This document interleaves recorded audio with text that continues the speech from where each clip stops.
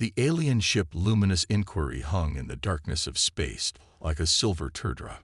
Inside the ship's observation deck, Chief Researcher Zix Val stared at the viewscreen with all four of his eyes widened in fascination. The human vessel that had appeared at the edge of their solar system was unlike anything the Confederation had encountered before. "Record everything," Zix Val ordered, his translator converting his clicks and whistles into the common language of the 7 species that made up the Galactic Confederation. "This is our first close observation of a human warship." The human battleship U.S. Intrepid moved through space with purpose. Its dark hull absorbed nearby starlight, and occasional lights blinked along its surface. Unlike the smooth, artistic designs of Confederation vessels, the human ship had a practical, almost blocky appearance, with visible weapon ports and sensor arrays jutting out at strategic points. "It appears primitive," said junior researcher Krellmore, the youngest member of the science team. His skin shifted from blue to green, showing his excitement. "Yet there is something about its design that suggests efficiency." Zix Val nodded his bulbous head. "The Council wants to know everything about these humans. They've expanded from their home system faster than any species we've encountered. We need to understand their military capabilities." On the bridge of the U.S. Intrepid, Captain Frank Daniels received the report from his science officer with a frown. "So they've been watching us for 3 days before making contact?" "Yes, sir," replied the officer. "They're now requesting permission to approach for what they call a cultural exchange." Captain Daniels stroked his beard thoughtfully. Humanity had only recently developed the faster-than-light drive that allowed them to reach this far into space. This was their first contact with an alien civilization, and he didn't want to start it with suspicion. Yet something felt off about the timing. "Lieutenant Wright, what's your assessment?" he asked his security chief. Samantha Wright stood with her arms crossed, her red hair pulled back in a tight bun. "I don't like it, Captain. They could have contacted us immediately. The delay suggests they were studying us first." "That's what we would do," Daniels pointed out. "Exactly," Wright replied, "which is why I think they're more interested in our ship than cultural exchange." Daniels considered this, then made his decision. "Let's extend the hand of friendship, but keep our guard up. Approve their approach and prepare a welcome party. Lieutenant Wright, select a security team, but keep it discreet. Engineer Porter, make sure they only see what we want them to see." Back on the Luminous Inquiry, excitement spread as the humans granted permission to approach. Chief Researcher Zix Val gathered his team for final instructions. "Remember, we are here as scientists first. Our mission is to gather information about human military technology and capabilities. The Council believes humans could become valuable allies or dangerous enemies. We must learn which is more likely." Krellmore prepared the tiny observation devices they would plant throughout the human ship. Each one was smaller than a grain of sand and would transmit data back to their vessel. "Is this not dishonest?" he asked. "We claim to come in peace while planning to spy." Zix Val's skin darkened with seriousness. "It is necessary. The safety of the Confederation may depend on what we learn. If humans prove peaceful, no harm is done. If not, we will be prepared." The alien shuttle docked with the U.S. Intrepid with a soft metallic clunk. Captain Daniels stood in the airlock with Lieutenant Wright and Communications Officer Lisa Rodriguez beside him. Rodriguez had studied the language files sent by the aliens and was confident she could communicate effectively. The airlock door slid open to reveal 3 aliens of different species. At the front stood Zix Val, nearly 7 feet tall with 4 arms and glistening blue skin. "Welcome aboard the U.S. Intrepid," Captain Daniels said with a smile, extending his hand in greeting. As Zix Val awkwardly extended his upper right arm to meet the human gesture, neither species realized that this moment would change the course of galactic history forever. The tour of the U.S. Intrepid continued for over 2 hours. Captain Daniels led the alien delegation through carefully selected areas of the ship, showing them the mess hall, recreation areas, and basic engineering sections. Zixval asked many questions, his four eyes constantly moving, taking in every detail. Krellmore walked at the back of the group, occasionally brushing against walls or equipment. Each touch left behind a microscopic observation device, invisible to the human eye. 20 devices were now hidden throughout the battleship, each one sending data back to the luminous inquiry. "Your vessel is quite fascinating," Zixval said to Captain Daniels. "I notice many of your crew carry personal weapons, even inside your ship. Is this standard procedure?" Daniels smiled politely. "Standard protocol when hosting first contact situations. I assure you it's merely precautionary." Lieutenant Wright watched the aliens closely. She noticed how their questions often circled back to defense systems, weapon capabilities, and chain of command. The tall blue alien seemed particularly interested in the ship's power systems. "Captain," Wright whispered during a brief moment alone, "they've asked about our weapons systems 3 different ways now."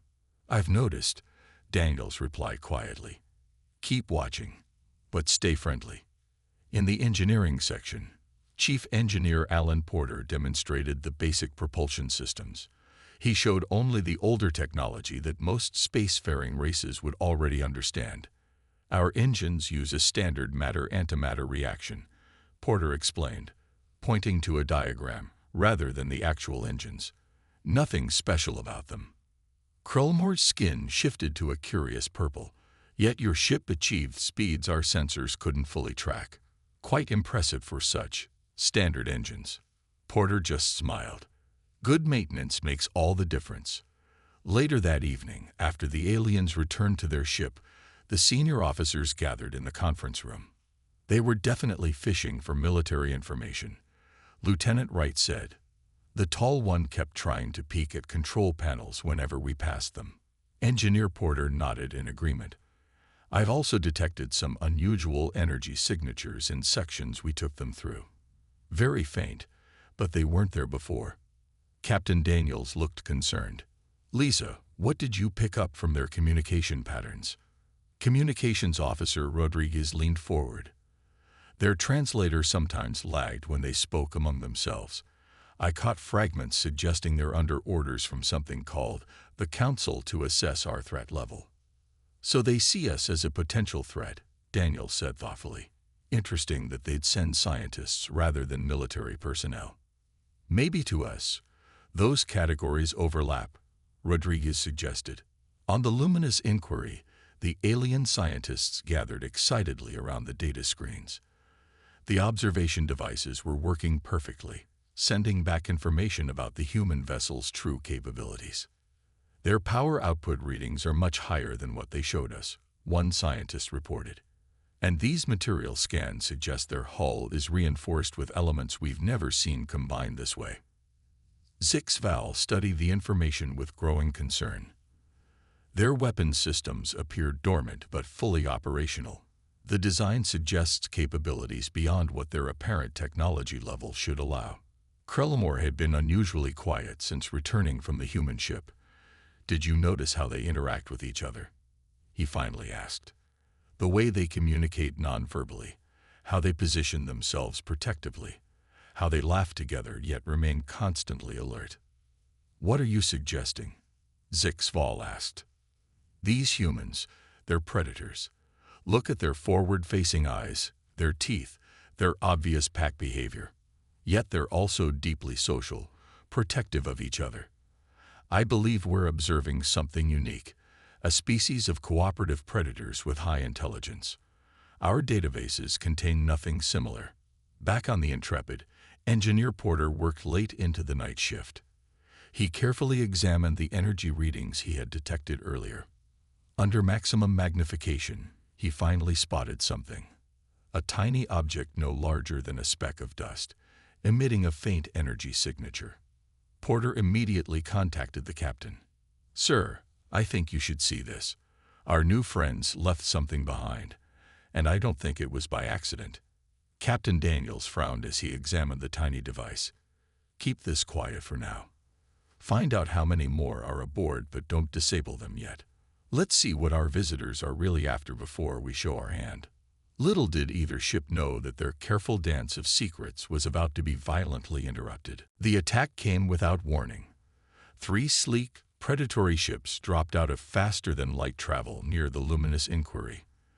Their hulls were dark red with black markings, the colors of the Vexhar faction. "Shields up!" shouted the luminous inquiry's captain. But it was too late. The first energy blast hit the science vessel's engine section, sending it spinning. Alarms blared throughout the ship as the lights flickered. On the bridge of the U.S. Intrepid, tactical alerts flashed across the screens. "Captain, energy weapons fire detected near the alien vessel," reported Tactical Officer John Martinez. 3 unknown ships have appeared and are attacking the luminous inquiry. Captain Daniels stood quickly. "Battle stations. Bring all systems to full readiness." The Intrepid transformed in seconds. Lights dimmed to combat levels. Weapon ports that had been disguised as hull plating slid open. Inside the ship, crew members moved with practiced efficiency to their battle positions. Lieutenant Wright entered the bridge. "Sir, do we intervene? We know they've been spying on us." "They're scientists, not warriors," Daniels replied. "And those ships didn't try to talk first. Helm, move us to intercept. Communications, hail the luminous inquiry." On the alien science vessel, chaos reigned. Zixval struggled to his feet as another blast rocked the ship. "Send the distress signal to the Confederation." "Communications are down," a crew member replied. "Our engines are damaged. Shields failing."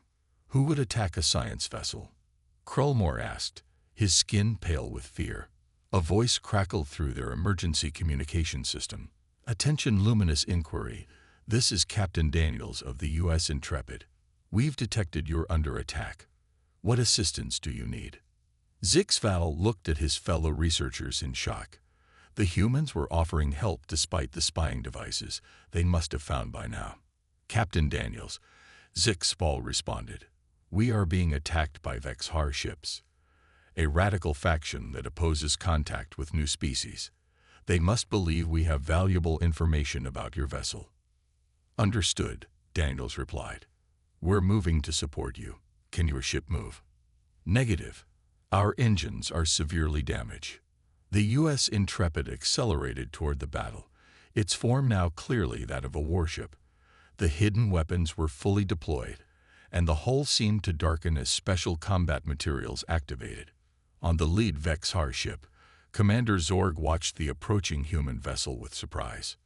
"What is this?" "The humans are defending the science ship," he growled. "No matter. Their primitive vessel is no match for our technology. Continue the attack on the luminous inquiry and prepare to destroy the human ship when it gets closer." The Intrepid moved faster than the Vexhar expected, positioning itself between the attackers and the damaged science vessel. "Sir, the human ship is hailing us," reported a Vexhar officer. "Ignore it," Commander Zorg ordered. "Fire warning shots. Show them our superiority." Energy beams lanced out from the Vexhar ships toward the Intrepid. To their shock, the human vessel didn't try to evade. Instead, the energy weapons seemed to dissipate against an invisible barrier around the ship. "Their shields absorbed our level 3 weapons," the Vexhar weapons officer said in disbelief. "How is that possible?" Inside the Intrepid, Captain Daniels remained calm. "Return fire, Mr. Martinez.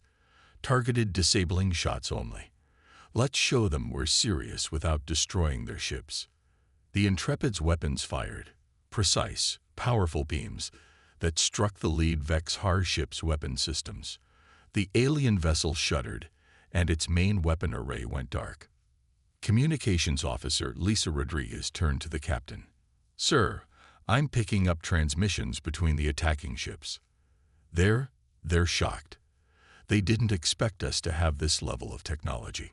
From the luminous inquiry, Zixval and the other scientists watched in stunned silence as the supposedly primitive human vessel effortlessly neutralized the Vexhar's primary weapons. "We made a grave miscalculation," Zixval whispered. "They let us see what they wanted us to see." Krulmore's skin had turned deep blue with awe. And now we're seeing what they can really do. The second Vex-HFY ship tried to flank the Intrepid, but the human vessel moved with surprising agility. Captain Daniels smiled as he watched the tactical display. "They think size means we're slow," he commented. "Mr. Martinez, let's show them otherwise." The Intrepid spun on its axis in a maneuver that should have been impossible for a ship of its size. Its main guns locked onto the second Vex-HFY ship and fired with pinpoint accuracy, disabling its propulsion systems. The third Vex-HFY vessel began to retreat, firing wildly as it tried to escape. "Sir, the science vessel is taking heavy damage from the crossfire," reported Lieutenant Wright. "Their life support is failing." Captain Daniels made a quick decision. "Extend our shields around the luminous inquiry. Prepare medical teams and alert the shuttle bay. We're bringing them aboard." Communications Officer Rodriguez opened a channel to the alien vessel. "Luminous inquiry, this is the U.S. Intrepid. Your life support systems are failing. We're extending our shields to you and bringing your injured aboard. Prepare for emergency evacuation." On the damaged science vessel, Zixval could hardly believe what he was hearing. The humans were risking their own safety to rescue the very aliens who had been spying on them. "Accept their offer," he ordered his crew. "We have no choice." As the human medical teams prepared the shuttle bay, Chief Medical Officer Daniel Green organized his staff. "Remember, we have at least 3 different species coming aboard," he told them. "We'll need to adapt our procedures on the fly. Priority is treating life-threatening injuries first, regardless of species." The shuttle bay doors opened, and the Intrepid's rescue vessels departed, speeding toward the damaged alien ship. From his command chair, Captain Daniels watched the tactical situation closely. The third Vex-HFY ship had stopped retreating and was circling back. "They're not giving up," Daniels muttered. "Lieutenant Wright, I need options." "We can either focus on the rescue or pursue the remaining attacker, sir," Wright replied. "I don't recommend trying both with unknown hostile ships potentially inbound." Daniels nodded. "Rescue is priority. Maintain defensive posture and keep our shields extended to the science vessel." In the medical bay, the first injured aliens arrived. Dr. Green worked quickly, his hands steady as he treated wounds he'd never seen before on bodies with unfamiliar anatomy. One of the injured aliens was Krell Moore, who had a deep gash across his chest. As Green treated him, the alien scientist looked up with wonder. "Why help us?" Krell Moore asked weakly. "You know we betrayed your trust." Green didn't look up from his work. "That's not important right now. Staying still is. This will sting a bit." On the bridge, Rodriguez picked up an urgent transmission. "Captain, the third Vex-HFY ship is hailing the remaining attackers. They're calling for reinforcements, saying they've found the perfect opportunity to capture both Confederation and human technology at once." Daniel's expression hardened. "How long until these reinforcements arrive?" "Based on their transmission data, approximately 6 hours," Rodriguez answered. "That's not much time," Daniel said. He turned to his executive officer. "How's the evacuation going?" "Half the aliens are aboard already, sir. The rest should be evacuated within the hour." As they spoke, Dr. Green made a discovery that changed everything. While treating a severely injured alien scientist, he found a small data device clutched in their hand. On the device was detailed information about the U.S. Intrepid, its weapons, shield capabilities, crew complement, and tactical vulnerabilities. Green immediately contacted the bridge. "Captain, I think you need to see this. One of our patients was carrying detailed intelligence about our ship. This goes beyond the small observation devices we found." Captain Daniels' face darkened. "Bring it to the bridge immediately. And find Zixval. It's time we had an honest conversation about why they're really here." Zixval, who had just been brought aboard the human ship, knew the moment of truth had arrived. The humans had saved them despite the spying, but now they wanted answers. Answers that would reveal just how much danger humanity faced in the wider galaxy. In the conference room of the U.S. Intrepid, Captain Daniels placed the data device on the table in front of Zixval. The alien scientist's blue skin had paled to a light gray, a sign of distress in his species. This contains detailed information about our weapon systems, shield frequencies, and tactical vulnerabilities, Daniels said calmly. Care to explain? Zixval's 4 eyes blinked in sequence. A nervous gesture. Captain, I must first thank you for saving our lives. That doesn't answer my question, Daniels replied. The alien scientist straightened his posture. The truth, then. The Galactic Confederation has been observing Earth for several years. Your rapid technological advancement alarmed our council. No species has ever progressed from basic space travel to faster-than-light capability in just 1 century. Lieutenant Wright, standing by the door, crossed her arms. So you see us as a threat? A potential threat, Zixval corrected, or a potential ally. We needed to understand your military capabilities to determine which was more likely. Captain Daniels leaned forward. And what about these Vexhar? Why did they attack you? The Vexhar are a radical faction within our confederation. They believe all potential threats should be eliminated before they become actual threats. They must have learned of our mission to study your ship. As they spoke, the U.S. Intrepid was transforming. Throughout the ship, crew members prepared for battle. Engineer Porter worked with his team to strengthen the shields. Tactical Officer Martinez ran combat simulations against the expected Vexhar reinforcements. In the medical bay, Dr. Green continued treating the injured aliens. Krellmore, now stabilized, watched the humans work with fascination. Your medical techniques are quite advanced, he commented to a nurse who was checking his vital signs. We've had a lot of practice, she replied with a grim smile. Krellmore tilted his head, treating alien physiology. No, she said, treating war wounds. Back in the conference room, Captain Daniels made his decision. We have about 5 hours before the Vexhar reinforcements arrive. That gives us limited options. We can't outrun them with your injured aboard, and we can't abandon you. So we fight, Lieutenant Wright said. Daniels nodded. We fight, but we need every advantage. He turned to Zixval.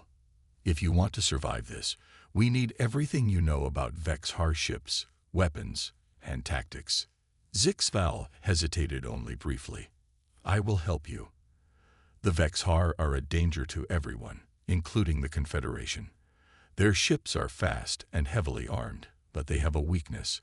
Their shield generators are located on the upper hull, poorly protected because they never expected anyone to attack from above. The ship's AI, Artemis, spoke through the room's speakers. Captain, I have integrated this information into our tactical systems and run simulations. We have a 62% chance of success if we can position ourselves correctly. In engineering, Porter received the tactical updates and began modifying the ship's weapon systems. We need to recalibrate the phase cannons to match their shield frequency, he told his team. Based on what we saw in the initial engagement, they operate on a modulating pattern. Throughout the ship, the atmosphere had changed. The crew moved with purpose, their faces set with determination.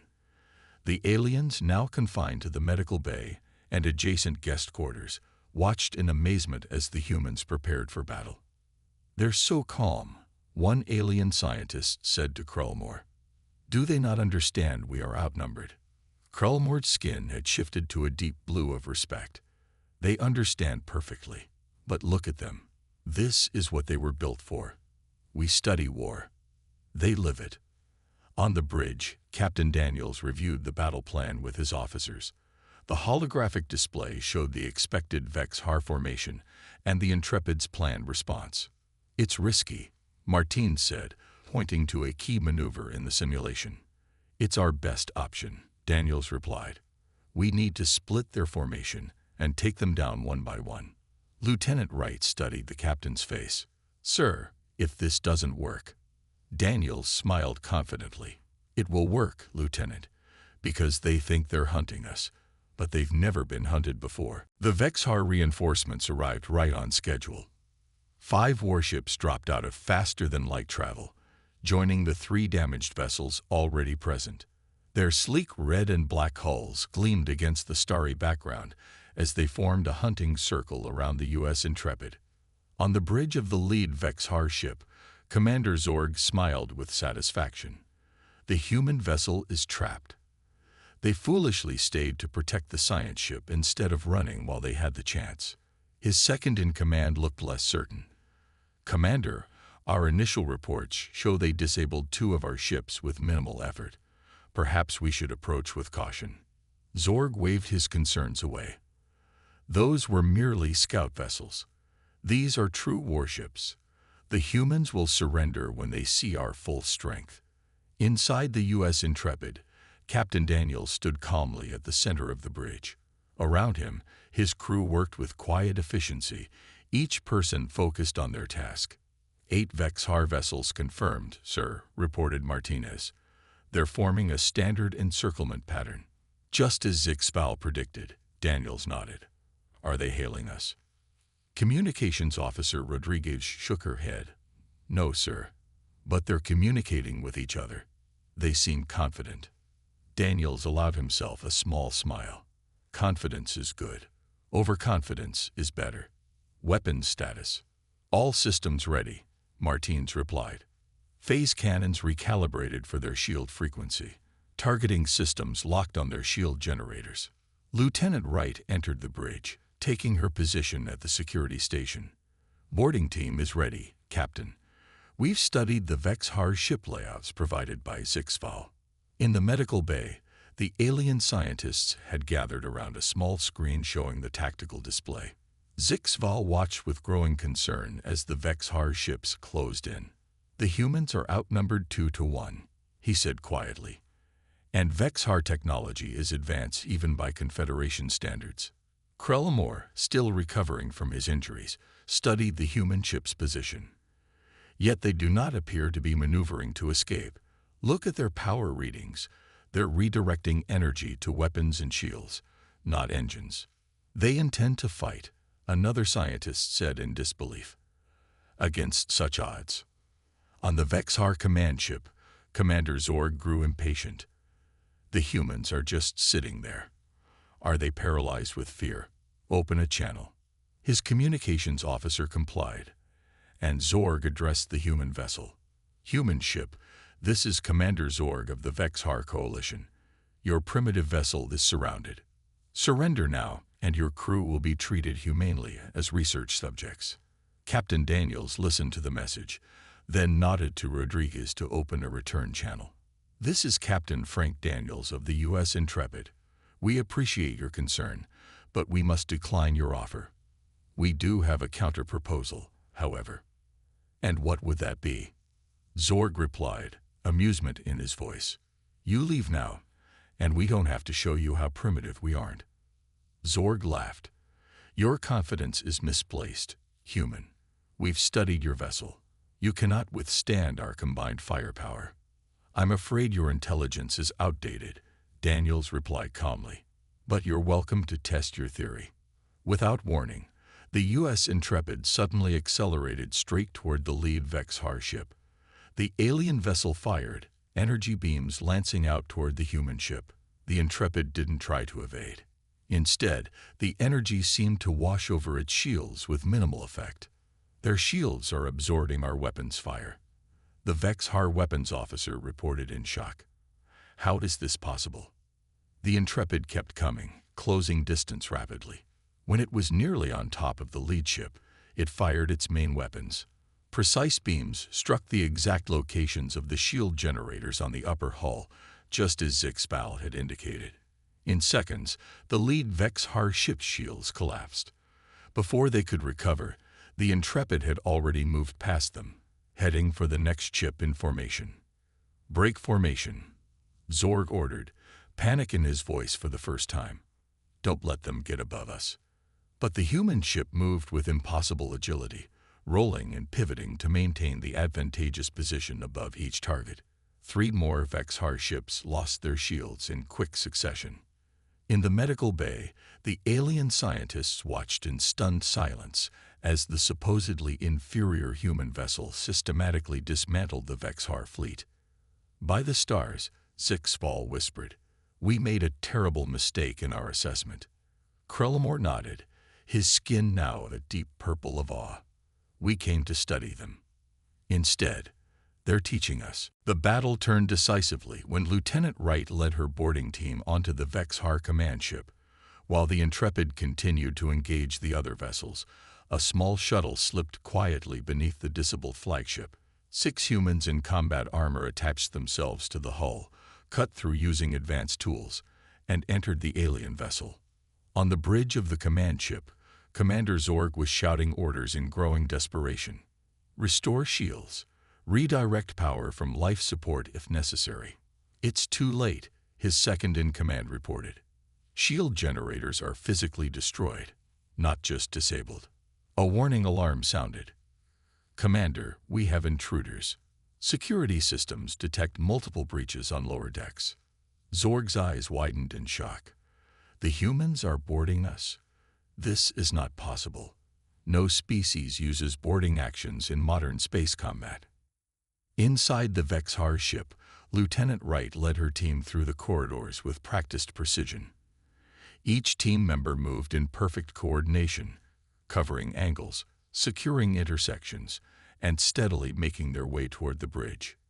"Remember, non-lethal force when possible," Wright reminded her team. "We want prisoners, not casualties." The Vexhar security forces were unprepared for close-quarters combat. Their weapons and tactics were designed for ship-to-ship battles, not repelling boarders inside their own vessel. The human team disabled them quickly and efficiently. On the Intrepid's bridge, Captain Daniels watched the battle's progression on the tactical display. "Lieutenant Wright's team has reached the command deck of the flagship," Rodriguez reported. Daniels nodded. "The other Vexhar ships are beginning to retreat. They've lost 3 vessels, and the other 5 are pulling back." In the medical bay, Zixval couldn't believe what he was seeing. "They're boarding the command ship, with just 6 humans." Krellamore studied the tactical display, and the other Vexhar ships are retreating rather than helping their commander. "They've never faced an enemy who fights like this." "The humans don't fight like any species in our records," another scientist added. "They combine advanced technology with physical combat skills. It's primitive and sophisticated at the same time." On the Vexhar command ship, Lieutenant Wright's team reached the bridge. They breached the doors and entered with weapons ready. The Vexhar bridge crew froze in shock at the sight of human soldiers standing before them. Commander Zorg stood from his command chair, his face twisted with rage and disbelief. "How dare you board my vessel? This violates all protocols of civilized warfare." "Civilized warfare," Wright replied calmly. "You attacked a science vessel without warning. Where I come from, that's not civilized." Within minutes, the Vexhar commander and his bridge crew were secured. Lieutenant Wright contacted the Intrepid. "Captain, we have control of the command ship. Prisoners secured." "Excellent work, Lieutenant," Daniels responded. "The remaining Vexhar vessels have moved out of weapons range. I believe they're reconsidering their strategy." 2 hours later, the senior officers of the Intrepid met again in the conference room. With them were Zixval and Krellamore, representing the Confederation scientists. "The Vexhar fleet has left the system," Martins reported. "Long-range sensors show they've entered faster than light travel heading back toward Confederation space." Captain Daniels turned to Zixval. "We have Commander Zorg and his senior officers in custody. I believe they would be valuable to the Confederation for prosecution." Zixval nodded slowly. "The Council will be very interested in questioning them. The Vexhar have operated with impunity for too long." "And what about you?" Lieutenant Wright asked. "Will you tell your council about our capabilities?" The alien scientist's skin shifted to a thoughtful green color. "I must report what we've observed, but I will also emphasize something more important than your technology or tactics." "And what's that?" Daniels asked. "That despite knowing we were studying you without permission, despite having every reason to let the Vexhar destroy us, you chose to protect us. You risked your lives for beings who had deceived you." Zixval's 4 eyes blinked in sequence. In our assessment of your species, we failed to account for that. Krellmore, who had been quiet until now, spoke up. We came to study a human battleship, but we learned about humanity instead. I believe the Council will find this information far more valuable and concerning than any technical details. Captain Daniels smiled slightly. Concerning. Any species that combines your level of military prowess with your ethical principles is a force unlike any the galaxy has seen before, Krellmore explained. Some will fear this, others will welcome it, but none can ignore it. 3 weeks later, Zix-Val stood before the Galactic Confederation Council. The Grand Chamber, with its soaring ceiling and representatives from 7 species, fell silent as he prepared to deliver his report. Esteemed council members, I present the findings of our mission to study human military capabilities, he began. The data we collected has been compiled into a report titled Humanity, the Compassionate Predator. The council chamber's display screen showed images of the U.S. Intrepid in battle, systematically disabling the Vex-Har ships. As you can see, human military technology is far more advanced than our initial assessments suggested. Their weapons, shields, and tactical systems rivaled or exceeded Vex-Har capabilities in every category.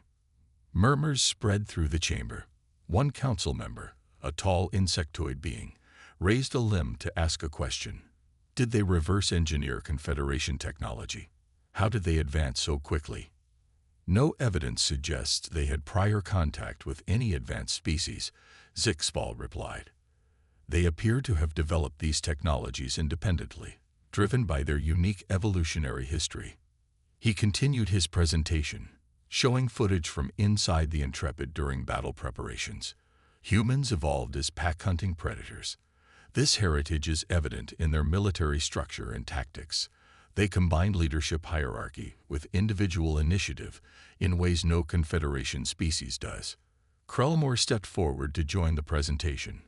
Most significantly, humans practice something they call boarding actions. Physical combat inside enemy vessels. This tactic has been obsolete in Confederation warfare for millennia, yet humans have perfected it. The council members looked disturbed by this information. The head counselor, a wise elder from the oldest Confederation species, leaned forward. Your report suggests humans could pose a significant threat. Do you recommend preventive measures? Zix-Val's skin shifted to a resolute blue. No, counselor. That would be a grave mistake. What makes humans truly unique is not their weapons, but their principles. He showed final footage. Human medical staff treating injured alien scientists, Captain Daniels protecting the damaged Luminous Inquiry, and Lieutenant Wright using non-lethal methods against Vex-Har crew members. They knew we were spying on them. They had every justification to abandon us. Instead, they risked their lives to save ours, then captured rather than killed their enemies when possible. Zix-Val's voice grew passionate. We must recognize humanity not as a threat, but as a potential ally unlike any the Confederation has known. The council chamber erupted in debate. Some counselors argued for caution, while others saw opportunity in human alliance. After hours of discussion, they reached a decision. 1 month later, Captain Daniels stood in the same airlock where he had first greeted the alien scientists. This time, he welcomed an official Confederation diplomatic delegation. Captain Daniels, the lead diplomat, said, extending all 4 of his arms in a formal greeting. The Galactic Confederation extends an invitation to Earth to join our community of species as a full member, with all rights and responsibilities. Daniels smiled. Earth looks forward to a productive relationship. In the observation lounge, Lieutenant Wright stood beside Krellmore, watching the proceedings. I never expected this outcome when we caught you spying on us, Wright said. Krellmore's skin rippled with amusement. Nor did we. The Council was particularly impressed with how you handled the Vex-Har. No Confederation species has successfully opposed them in decades. What will happen to Commander Zorg and his officers? They will face justice for their crimes. But more importantly, the Council is reconsidering many of its defense policies. Your methods proved quite effective. From the doorway, Engineer Porter joined them. "I heard the Confederation is interested in trading technology." "Yes," Krellmore confirmed, "though I suspect we may learn more from you than you from us. Your solutions are unorthodox but remarkably effective." Later that evening, Captain Daniels recorded his final log entry about the incident. "The mission that began with suspicion and espionage has ended with an alliance that may change the course of human history. When the Confederation sent scientists to study a human battleship, they learned something far more important: that humanity's greatest strength isn't our weapons or technology, but our blend of compassion and courage, mercy and might." He looked out at the stars, now filled with new possibilities. "They came to study us, and now we'll explore the galaxy together." Perhaps the most important lesson for both humans and aliens is that understanding comes not from observation alone, but from standing side by side in times of crisis.